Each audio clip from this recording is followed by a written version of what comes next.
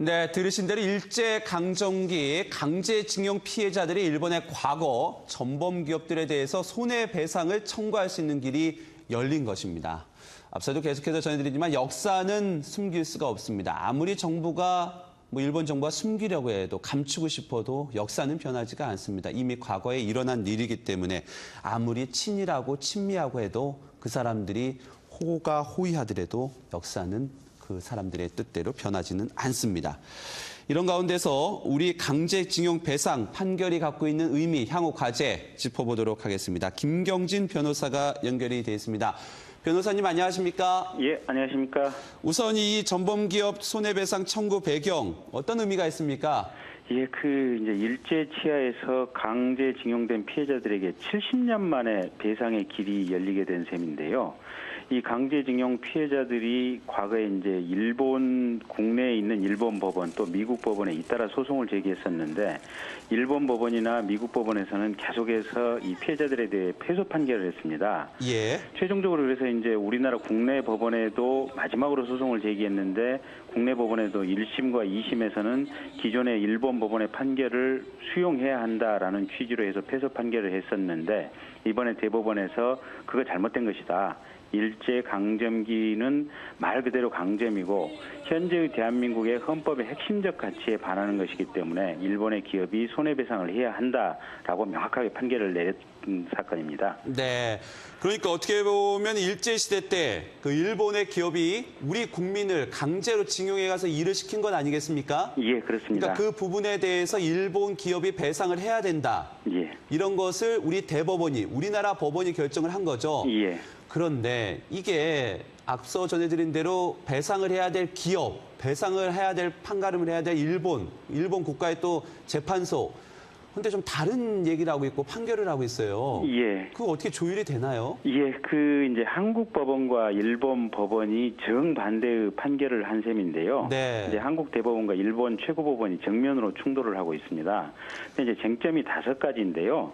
가장 중요한 쟁점이 이제 1900년도 초에 체결된 이 한일 합방 조약이 이 두 나라 사이에 법적으로 유효한가 아니면 무효인가 이제 이게 가장 핵심 쟁점이고요.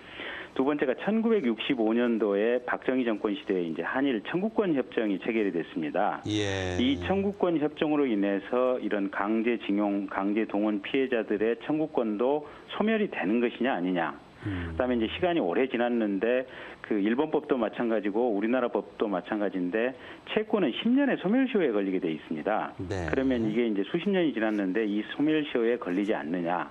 그다음에 이제 일본에 있는 미쓰시비와 신일본 제철 이제 이 두 개의 회사가 M&A라든지 여러 가지 이제 그 회사가 자체적으로 어떤 변화의 과정을 거쳐왔는데 그때 이 원고들을 징용해 가서 이렇게 강제 노역을 시켰던 그때의 회사들과 현재의 신일본 제철 또 미쓰시비가 같은 회사냐 이제 이런 것들이 5가지가 쟁점이 됐었는데요. 우선 하나씩 말씀드리면 한일 합방 조약에 대해서는 일본 최고법원은 유효하기 때문에 일본법인 국가총동원령과 국민징용령이 일본인뿐만 아니라 한국민에게도 적용이 된다. 그렇기 때문에 당시에 일본 기업들이 조선인들을 징용해 가서 쓴 것은 굉장히 합법적인 일이다라고 주장을 하고 있는데요. 거기에 반해서 이제 이번에 나온 우리나라 대법원 판결은 일본의 한반도 지배는 아무리 뭐라고 해도 불법적인 조약에 기초한 불법이고 강점이다. 그렇기 때문에 우리나라 헌법의 핵심 원칙에 반하는 조약이고 그래서 무효다라고 이렇게 판결을 했고요. 두 번째는 이제 1965년도에 한일 청구권 협정이 있었는데 일본 측은 이 청구권 협정이 체결됨으로 인해서 일본 정부가 한국 정부에 일정 금액의 돈을 주었기 때문에 이것으로 일체의 국가 간 개인 간의 청구권은 다 정리되고 해결된 것이다 이렇게 주장을 하고 있습니다. 하지만 우리나라 대법원은 이 한일 청구권 협정 1965년도의 협약은 단지 두 나라 사이의 어떤 민사적 채권 채무 관계, 일종의 정치적 합의에 불과한 것이고 개개 국민들이 입은 피해에 대해서는 손해배상 청구권이 소멸시키기로 하는 그런 합의는 일체 없었다. 예. 이렇게 판결을 하고 있고요.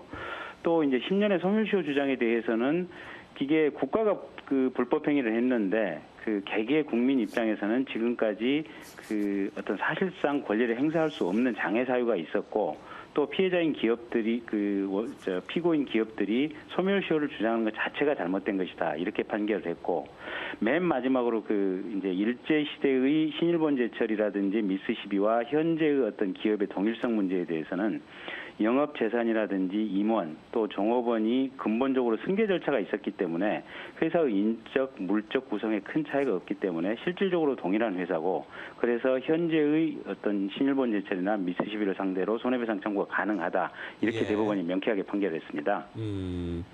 근데 뭐 다시 반복되는 얘기지만 일본이 이거를 받아들여 주냐는 거죠. 이제 일본이 받아들여 주든지 안 주든지 상관없이 어쨌든 대한민국 영토 안에서는 우리나라 대법원 판결의 효력이 확실히 미칩니다. 예. 그렇기 때문에 이제 우리나라 영토 안에 있는 신일본 제철이나 미쓰시비의 기업 재산에 대해서는 어떤 판결의 효력이 미치는 것이고요. 예. 다만 이제 일본이라든지 제3국에 있는 이 기업들의 재산에 대해서 과연 어떤 법적 효력이 미칠 것인가? 일본 내에서는 기존의 일본 최고법원의 판결이 있기 때문에 미치지 않을 것으로 보고 있고요. 이제 제3국 같은 경우에는 그 제3국의 최고법원이 이번 우리나라 대법원 판결을 받아들일 것이냐, 아니면 일본 최고재판소의 기존의 판결을 받아들일 것이냐에 따라 달라지는데 결국은 한국 정부와 일본 정부 간의 어떤 정치적 해결이 상당히 필요하다 이렇게 예. 보여집니다. 어떻게 보면 이게 같은 내용인데도 왜 일본의 역사 교과서와 우리나라의 역사 교과서가 다른지 참 어떻게 보면은 이게 같은 기업 아니겠습니까? 신일본 제철 말씀하신 대로 임원이 승계가 됐고 그리고 같은 지금 미쓰비시가 이제 보상을 해야 된다는 거고 그리고 어떻게 보면은 변호사님 우리가 과거 좀 정치인들이 잘못된 판단이 지금 이렇게 또 어렵게 만든 건 아닌가라는 생각도 좀 들어요. 일본과 협정을 맺을 때. 예, 그렇습니다. 그러니까 일본이 계속 그거를 자꾸 이제 얘기를 하는 건데. 예.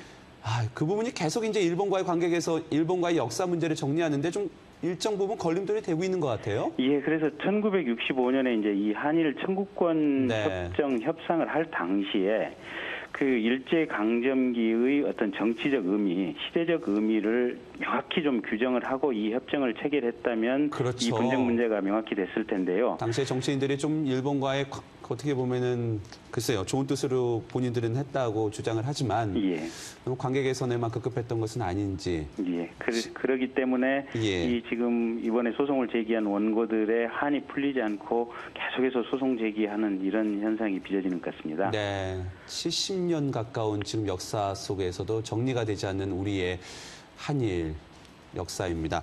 그러면은 지금 강제징용 피해자들, 위안부도 우리 좀 그러시고, 다 돌아가실 때까지 일본이 기다리는 건지, 이거 빨리빨리 소송 제기해서 좀 피해 보상을 금전적으로라도 받았으면 좋겠는데요. 예. 지금 이번에 이제 대법원 판결을 받으신 분은 총 9명의 강제징용 피해자들이 이제 소송을 제기해서 배상 판결을 받은데요. 아직까지도 이제 우리 국내뿐만 아니라 소련 사할리라는 이 지역에 총 한 10만 명 정도가 살아계시는 것으로 알려져 있습니다. 그래서 이제 이분들 이 10만 명 정도가 계시기 때문에 한국 정부와 일본 정부가 신속하게 어떤 외교적 협상을 강구해야 될 필요성이 있는 것 같고요. 이 외교적 협상 이전에 이 10만 명 정도가 신속하게 일단 소송을 제기해 놓아야만 지금 이제 기업 활동이라는 것이 전 세계적으로 다 이루어지지 않습니까? 그래서 신일본 제철이나 미쓰시비도 한국과 어떤 교류 또 거래를 할 수밖에 없는 상황인데 그래서 이 10만 명 정도의 피해자들이 신속하게 소송을 제기하는 것이 중요할 것 같습니다. 예.